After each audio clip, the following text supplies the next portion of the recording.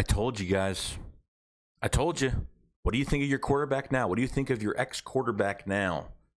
What do you think of your ex-quarterback now after this? After I watched this, by the way, and you know what? I understand, well, people got to get over it, blah, blah, blah. Stop talking about Carson Wentz, blah, blah. But this is important because we need answers, okay? I don't care. We need answers because of what happened and why he left, and I want to know the real truth to it all. Okay, now Carson Wentz had his little press conference. Oh, by the way, yesterday when I heard that Philly media is not allowed to be at Carson Wentz, whatever, to be at his press conference, okay? That's just like, that was definitely all on Carson going to the front office saying, hey, can't wait for this press conference, but I really don't want Philly media to be there. But he's still getting questions about the Philadelphia Eagles anyway, so what's the difference? Okay, does he not think he was going to be asked about the Philadelphia Eagles? Any questions? Okay? It's his fault that he didn't say a word after that Cowboy, since he was benched. Didn't say a word. Didn't show up to the Cowboys press conference. It's his fault that he didn't show up to say anything. So when do you think he's going to get these questions? He's going to get these questions because they haven't been answered since the benching of Carson Wentz at Green Bay. Okay, they haven't got those questions. But this is what was said today. Carson Wentz on the moment the Eagles he thought may have not been worked out with the Eagles when he was benched. Green Bay was probably the moment that I realized this may not be it.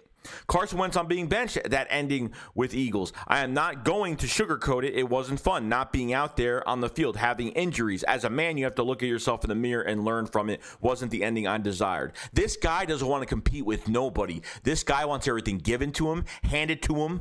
I mean, on a silver platter with a nice big red bow. That's what he wants to. Because going to the Colts, what does he have to worry about? What does he have to worry about? A QB controversy? No. A team that's already set up for him? Yes. Okay. He's got a team already set up. He's got an offensive line. He's got receivers. He's got everything he wants. And you know what? That first-round pick is ours. Just to let you know. That first-round pick, that second conditional turned to a first, is ours at the end of the day. You know why? Because the Colts, think about it like this, guys. The Colts are not going to bench Carson Wentz. You know why? Because they don't want to put him. They want to protect their child. They don't want to put him in the same situation that the Eagles put him in. Okay, they don't want to bench him. They're not going to bench Carson Wentz. That first-round pick is definitely going to be in our pocket, whether they're winning games or losing games, whether he does great or does bad. Whatever it is, whether he has success, he does have success, whatever it is, guys, it doesn't matter. But this guy did not take a challenge. This guy got benched and gave up on this team. Gave up. I have no respect. And you know what? These Eagle fans on Twitter going on the Colts following, and they're like, oh, we're going to miss you. I don't look. The only respect I give Wentz is 2017, and that's it. Other than that, there's no Super Bowl without Carson Wentz. There's no Super Bowl without Nick Foles. There's no Super Bowl without Doug Peterson, Frank Reich, Howie Roseman, all the moves Howie Roseman made, all of that before, because I'll get attacked for that on top of it. Okay, this guy doesn't deserve to win anything. Okay, period. And if he gets to a Super Bowl, I'll be very surprised. But am I saying that he's not going to have success? I don't know what's going to happen. I have no idea.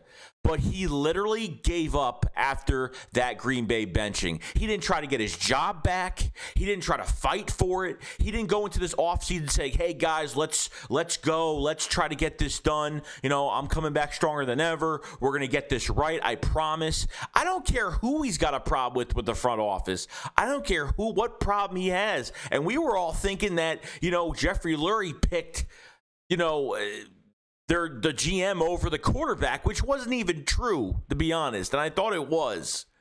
But there are things that, yeah, I could see quarterbacks having trouble. They don't agree with certain things that are happening within the playbook. They don't like how they're setting up. You know, they're not running the ball enough. You know, they didn't help Carson Wentz, you know, with Miles Sanders running the football, nothing like that. I mean, there was no support system. But the aura of this team was so bad when Carson Wentz was not caring about what he was doing.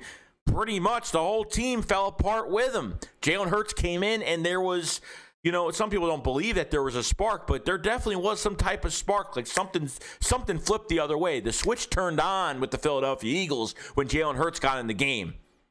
Okay, that's the truth. That's the ultimate truth. But this guy, I have no respect for him at all. After this press conference, I wish I didn't see it. I wish I didn't read it. This guy gets no respect from me because, like, you get paid this much money to not get bothered by stuff like this. Like, that's the whole point of getting paid. Getting paid is, you know, just because you get paid, it doesn't mean you keep your job forever, okay? There are bad contracts out there. Obviously, the Eagles have done a ton of them, okay? And we don't even have some of these players now. But when you're a franchise quarterback in the NFL and you get paid that much money, you don't follow the noise. You block out the noise. You're immune to not caring about the outside noise. But this guy should be grateful the Eagles kept him in an extra 8-9 weeks of the season when he should have been benched week 4, week 5. Okay, I made a video after the first game against Washington, and guess what? I got attacked so bad because I said there's something wrong with Carson Wentz, and people told me, oh, it's only one game. Give him a few more weeks. This guy was like overweight, couldn't move. His mechanics were horrible on top of everything else. So if he wanted to leave by the Green Bay benching, then what was he doing on the field weeks prior to that?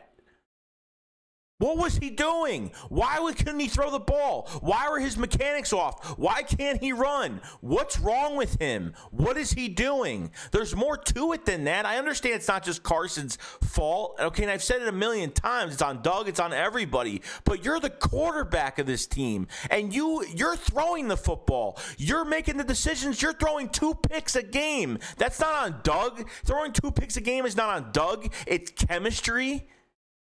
It's body language. Every time he played bad, every time he made a bad play, he puts his head down. He goes to the sideline. He's not even with his teammates. He's by himself. Well, of course, when Jalen Hurts makes a mistake, he goes up to his team and is like, okay, come on, let's go, guys, let's go. Like, I see none of that. There was none of that. Even after the offseason, he didn't even talk to the fans. He put that goodbye letter to Philadelphia that was so professional and so wasn't him, and so it was like someone else wrote it. Like, I thank the Eagles organization, Don Spolinski and Howie Roseman and all these guys. Like it made no sense whatsoever. That goodbye letter was like, whatever, I have to do it anyway, so let me just do it and get it over with. Aaron Rodgers, perfect example. Okay, they draft a quarterback. Did Aaron Rodgers go in a corner in the fetal position and say, "Oh, this isn't right. This shouldn't be happening. Why are you drafting another quarterback?" Blah blah blah. Like, did he do that? He went out there and proved himself. Took it as a challenge. Proved himself. Not like a whiny little crybaby. Okay, and not even just that, but all the signs are pointing to it. Okay. Malcolm Jenkins says the Eagles were caressing and they were literally caressing his ego the whole season when Malcolm Jenkins was here. Like, anything was for Wentz.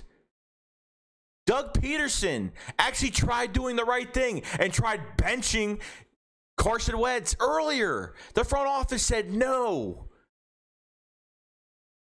I don't respect this guy at all. I really don't. From what he, when Colts fans, I don't know what you think about this guy. He hasn't had a good season since 2017. He's been regressing. He's been injured so many times. He's had the worst luck any quarterback would have.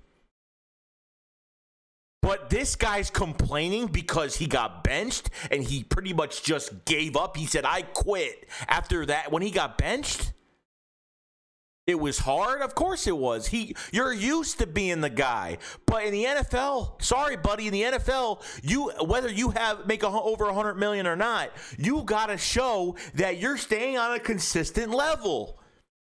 And if you don't, then that's where you get cut. So you, after that Green Bay game, talked to your agent, said, I don't think this is going to be the place. This is because as soon as you see Jalen Hurts having success, you were like, nope, I'm out. See you later. It was already enough that Nick Foles won a Super Bowl over you. You would think that that would give you more motivation to go in there, and the competition wouldn't make any sense. You saw it even after the Super Bowl. It was like, oh, it should have been me, and, you know, all that. You know what I mean? Like, you know, obviously a little jealousy, obviously, you know, a little depressed.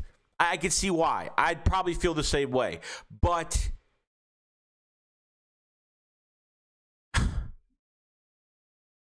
this is what I'm talking about. Like, he's not Philly-esque, okay? He doesn't have that Philly drive, okay? He's the guy. You want to see what type of quarterback Carson Wentz is? He's the guy that pretty much, well, I forgot what game it was last year or the year before that, when Carson Wentz, you know, Carson Wentz would scramble to get some yards on third down, and it was fourth down, or maybe it was second down, whatever it was, and the guy makes a tackle on him. He couldn't get the first down. He gets up and he puts his hand out and he says, great tackle. Great tackle. Who does that? Who? Is that the type of quarterback you want? Who does that? Good tackle. And then the other guy's just like, okay, like, why are you congratulating me? I know Andrew Luck and people have done that, but I mean, him is just, it just makes him look weak. He's just weak. You know, Donovan McNabb was right this whole time. He was like, Carson Wentz ain't the guy. There's something about it, blah, blah, blah. And we didn't believe it. And then, yeah. And you know, you want to blame it on Howie and Jeffrey Lurie. At the end of the day, Carson didn't want to be here. And we said after the season he didn't want to be here. He didn't want to be here since Green Bay. He literally contacted his agent after Green Bay. Literally. And said, I think that we're definitely gone. Now, is it the front office's fault for drafting a quarterback? Yes. But stop being childish and saying that's the main reason. Stop being childish, because he is a grown man. He is a grown man. I'm talking about Carson Wentz. He controls his own destiny. He controls where he goes. That's it. You can't put anything in front of him. Like, you can't put anything in front of him. And he's got to fight for a starting spot. You're making that much money. The Eagles secured you. And you don't even want to compete for a job? You think you don't have to compete for a job? This makes you so weak. The Colts can have you. I do not care. I don't care. I am so happy with Jalen Hurts. And whether he's a failure or a success, at least he's man enough, okay? Mentally tough. Has been through situations before. Jalen Hurts has been benched before, guys, for Tua. Okay? He came back, he mentally prepared himself, and he played better. Switched schools and got, 52 touchdowns with Oklahoma? That's the type of quarterback I want. I want a bounce-back quarterback. I don't want a quarterback that once he's down, he stays down. And that's Carson Wentz. And if you think the Colts are going to bench him this year, they're not going to, because of the Colts. Because God forbid the Colts bench him because he plays bad. Mr. Carson Wentz, you know, bow down to Carson Wentz and his feelings, because that's what all of us do nonstop. All of us do. All of us do. I'm sick and tired of it. I'm done. I'm glad he's gone. Goodbye. Don't care anymore. Okay? I made a video on this because half of you guys don't understand. This right here just explained the whole thing. It does not matter if it's Howie or Jeffrey Lurie's fault. Okay? The Eagles just helped Carson Wentz his situation. The Eagles did us a favor. If he doesn't want to be here, he doesn't want to be here. At the end of the day, he doesn't want to be here. He didn't even congratulate the new head coach. He didn't say a word. Carson and Nick talked. And it was fine until obviously there was background noise. And you knew from Nick Sirianni's press conference, his introductory press conference, that he couldn't even talk about the quarterback position because he knew that something was going on. And we knew that Carson Wentz was out the door. From that day, or from before that, we kind of already knew that. I don't care if he plays good in Indianapolis. I don't care if he plays bad. Whatever it is. I don't care. Whatever it is. But as soon as adversity hits, that's where that team is going to be. Then we're going to see. Then they're going to see who the real Carson Wentz is.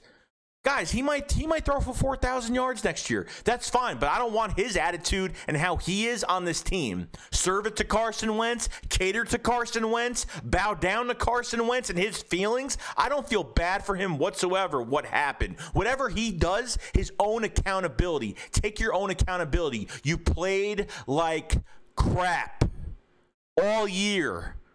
Then you get benched and say, I don't know why it happened, or during this press conference, I don't know why it happened, and I was really upset, and I'm sorry. I'm sorry that if you were on any other NFL roster, they would have cut you by week 3 of the season, but because it's us, we let you play for an extra 8, 9, 10 weeks. It's okay, though.